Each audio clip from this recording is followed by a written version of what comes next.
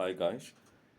The government of India வந்துட்டு பார்த்தீங்கன்னா உங்களுக்கு செப்டம்பர் 22nd 2025ல ஜிஎஸ்டி 2.0 அப்படிங்கிறது நெக்ஸ்ட் ஜென்ரேஷனுக்கான ஒரு ஜிஎஸ்டி டாக்ஸேஷனை வந்து பார்த்தீங்கன்னா இன்ட்ரடியூஸ் பண்ணியிருக்காங்க.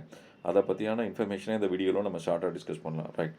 இப்போ ஜிஎஸ்டி அப்படிங்கிறது வந்து பார்த்தீங்கன்னா ஒன் டைப் ஆஃப் தி வந்து பார்த்தீங்கன்னா இன்டைரக்ட் டேக்ஸ் அப்படிங்கிறத நம்ம சொல்கிறோம்.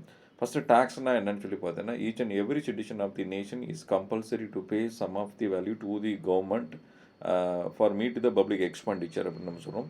அரசாங்கம் வந்து பார்த்திங்கன்னா பொது செலவினங்களை ஈடு செய்வதற்காக ஒவ்வொரு குடிமகனிடமிருந்து கண்டிப்பாக பெற வேண்டிய ஒரு தொகை, அல்லது ஒவ்வொரு குடிமகனும் அரசாங்கம் பொது செலவினங்களை ஈடு செய்வதற்காக கண்டிப்பாக செலுத்த வேண்டிய தொகை, எந்த விதிவிலக்கு இல்லாமல் அப்படிங்கிற நம்ம தெரிஞ்சுக்கலாம். நெக்ஸ்ட்டு வந்து பார்த்தீங்கன்னா ஜிஎஸ்டி அப்படிங்கிறது ஒரு இன்டைரக்ட் டேக்ஸ் அப்படிங்கிறது நம்ம சொல்கிறோம். இந்த டேக்ஸை வந்து பார்த்தீங்கன்னா டிஸ்கஷன் பண்ணுறதை பற்றி ஃபஸ்ட்டு இந்தியாவில் வந்து எந்த கவர்மெண்ட் வந்து பப்ளிக் பிளேஸில் ஒரு ஸ்போக்கன் பண்ணாங்க அப்படின்னு பார்த்தீங்கன்னா, இந்தியாவில் ஃபஸ்ட்டு நான் காங்கிரஸ் கவர்மெண்ட் அப்படிங்கிறது வந்து பார்த்தீங்கன்னா மொராஜி தேசாய் கவர்மெண்ட் ஃபார்மேட்டட் இருந்திருக்கும். 1977லேருந்து 79 வரைக்கும் அந்த கவர்மெண்ட் கண்டினியூவாக இருக்கும். அந்த கவர்மெண்ட் தான் ஃபஸ்ட்டு பிளேஸில் ஜிஎஸ்டியினுடைய இம்பார்ட்டன்ஸை பற்றி வந்து பார்த்தீங்கன்னா இன்ட்ரடியூஸ் பண்ணுறதை பற்றி நம்ம பப்ளிக் பிளேஸில் ஒரு ஸ்போக்கன் ஈவெண்ட்டாக கொண்டு வந்திருப்பாங்க. நெக்ஸ்ட்டு வந்து இதுக்கான செகண்ட் இனிஷியேட்டிவாக வந்து பார்த்தீங்கன்னா எந்த கவர்மெண்ட் ஆஃப் இந்தியா வந்து ஹெடடாக இருந்து எடுத்துச்சு அப்படின்னு பார்த்தீங்கன்னா, அடல் பிகாரி ஃபஸ்ட்டு பிஜேபியினுடைய ஃபஸ்ட்டு கவர்மெண்ட் அடல் பிகாரி வாஜ்பாய் டென்யூரில் வந்து 98லேருந்து 2004 வரைக்கும் இந்த கவர்மெண்ட் கண்டினியூ ஆகிருக்கும். அந்த கவர்மெண்ட்டில் ஒரு கமிட்டி, எம்பவர்டு கமிட்டி அப்படின்னு ஒரு கமிட்டி ஃபார்ம் பண்ணாங்க. அந்த கமிட்டி சேர் பர்சனாக வந்து பார்த்தீங்கன்னா உங்களுக்கு ஆசிம் தாஸ் குப்தா அப்படின்னு ஒரு பர்சன், அதனாலேயே அந்த கமிட்டிக்கு பேர் ஆசிம் தாஸ் குப்தா கமிட்டி அப்படிங்கிற ஒரு பேர் இருந்துச்சு. அந்த கமிட்டியினுடைய அந்த சேர் பர்சன்ஸாக இருந்தவர் எந்த ஸ்டேட்டுன்னு சொல்லி பார்த்தீங்கன்னா, இப்போ ஃபார்மர் வந்து பார்த்தீங்கன்னா ஃபினான்ஸ் மினிஸ்டர் ஆஃப் வெஸ்ட் பெங்காலுடைய ஃபினான்ஸ் மினிஸ்டர் ஆஃப் வந்து பார்த்தீங்கன்னா ஸ்டேட்டில் இருந்தார் ஆக்சுவலாக. அப்போ அந்த கவர்மெண்ட் வந்து ஒரு கமிட்டியை வந்து regard the investigation of the DST டாக்ஸேஷனை பற்றி ஒரு கமிட்டி ஃபார்ம் பண்ணது. அந்த கமிட்டி பேர் தான் ஆசிம் தாஸ் குப்தா கமிட்டின்னு நம்ம சொல்கிறோம். செகண்ட் வந்து கவர்மெண்ட் ஆஃப் இந்தியா வந்து பார்த்தீங்கன்னா நியூ கவர்மெண்ட் ஃபார்மேட்டட் பண்ணாங்க. அது லைக்ஸ் வந்துட்டு May 26, 2004 வந்து டாக்டர் மன்மோகன் சிங் கவர்மெண்ட் அப்படிங்கிறது ஃபார்மேட்டட் பண்ணாங்க. இந்த கவர்மெண்ட் வந்து பார்த்தீங்கன்னா உங்களுக்கு லைக் வந்து May 25, 2014 வரைக்கும் அந்த கவர்மெண்ட் அப்படிங்கிறது கண்டினியூ வந்து பார்த்தீங்கன்னா ஆச்சு ஆக்சுவலாக. இந்த கவர்மெண்ட்டில் இருக்கும்பொழுது வந்து பார்த்தீங்கன்னா மன்மோகன் சிங் கவர்மெண்ட் அவங்களும் ஒரு ஜிஎஸ்டியை பற்றி இன்வெஸ்டிகேஷன் பண்ணுறதுக்காக ஒரு எக்ஸ்பர்ட் பேனலில் வந்து பார்த்தீங்கன்னா ஃபார்மேட்டட் பண்ணாங்க. அந்த எக்ஸ்பர்ட் பேனல் கமிட்டி பேர் வந்து பார்த்தீங்கன்னா விஜய் கேல்கர் கமிட்டிஸ் அப்படிங்கிறத நம்ம தெரிஞ்சுக்கலாம். அடுத்து நியூ கவர்மெண்ட் ஆஃப் இந்தியா வந்து ஃபார்மேட்டட் பண்ணாங்க under headed by the Narendra Modi. இந்த செகண்ட் டைம் வந்து பார்த்தீங்கன்னா பிஜேபி கவர்மெண்ட் வந்து ஃபார்மேட்டட் பண்ணாங்க. அந்த government prime minister of India Narendra Modi May 26, 2014 first times வந்து எம்பவர்மெண்ட்டுக்கு வந்தார். அவர் வந்ததுக்கப்புறம் அந்த கவர்மெண்ட் வந்து பார்த்தீங்கன்னா ரிகார்ட் த ஜிஎஸ்டி இன்வெஸ்டிகேஷன் பற்றி ஃபாலோ பண்ணுறதுக்கு ஒரு கமிட்டி ஃபார்ம் பண்ணாங்க. அந்த கமிட்டிக்கு பேர் தான் அரவிந்த் சுப்ரமணியன் கமிட்டிஸ் அப்படின்னு சொல்லி சொல்கிறாங்க.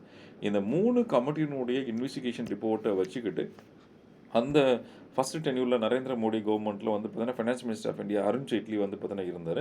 அவர் வந்து பார்த்தீங்கன்னா உங்களுக்கு 122nd கான்ஸ்டியூஷனல் அமெண்ட்மெண்ட் பில் அப்படிங்கிற பேரில் வந்து பார்த்தீங்கன்னா பார்லிமெண்ட்டில் ஜிஎஸ்டியை பற்றி வந்து பார்த்தீங்கன்னா இன்ட்ரோடக்ஷன் ஆஃப் தி ஜிஎஸ்டி பில்லை பண்ணார்.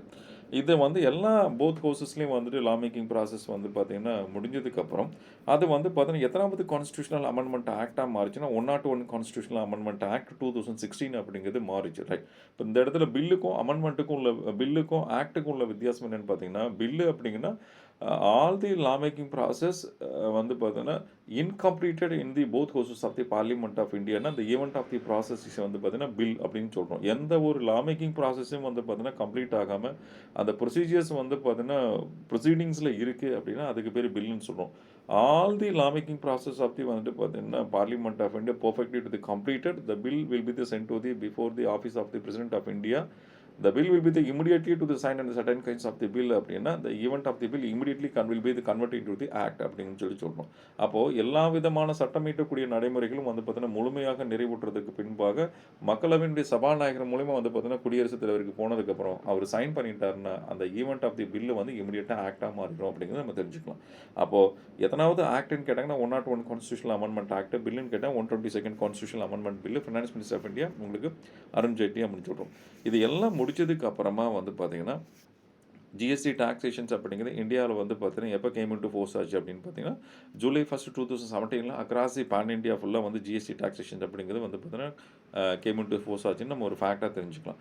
அண்ட் செகண்ட் திங்கை பொறுத்தவரைக்கும் ஒரு 4 டேஸ் வந்து பார்த்தீங்கன்னா, கேப்பில வந்து பார்த்தீங்கன்னா, வந்து ஸ்டேட் ஆஃப் ஜம்மு காஷ்மீர்ல ஜூலை 5th 2017ல வந்து உங்களுக்கு ஜிஎஸ்டி டாக்ஸேஷன்ஸ் அப்படிங்கிறது இன்ட்ரோடியூஸ் ஆச்சு அப்படிங்கிறது ஒரு இம்பார்ட்டன்ட் ஃபேக்ட்டா நம்ம தெரிஞ்சுக்கலாம்.